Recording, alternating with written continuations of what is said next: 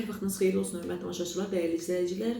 Bugün yanvar ayının 30-udur. Həftənin cümə günü 2026-cı ildir. Son dəqiqə bir xəbərimiz var, onu nəzərinizə çatdırırıq.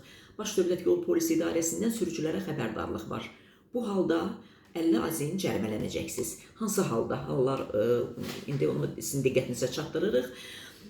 Nasaz nəqliyyat vasitəsilə yola çıxmaq yollarda süni tıxac və ciddi narahatlıq yaradır və son dövrlərdə şəhər və magistral yollarda hərəkətin intensiv olduğu saatlarda nəqliyyat axınının qəfil dayanmasına səbəb olan əsas amillərdən biri sürücülərin texnik təhlükəsi baxımından yararsız, yaxud vaxtında texnik qulluq göstərməyən avtomobillərlə yola çıxmasıdır.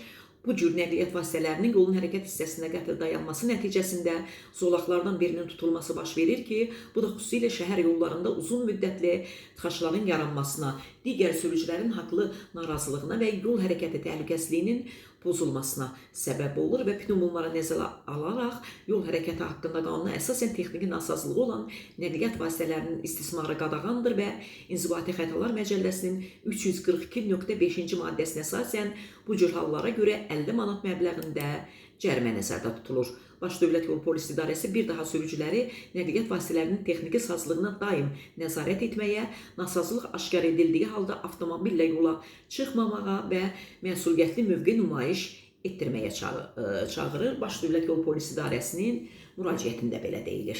Əsil bal yeyən insanlar əgər bilirlərsə təbii bal necə olmalıdır. Ona görə də bu cür ballardan kim istəsə 051 546 39 39 nömrəsi ilə əlaqə saxlasın. Azərbaycanımızın bütün şəhər və rayonlarına göndərib çatdırmamız tam pozulacaq.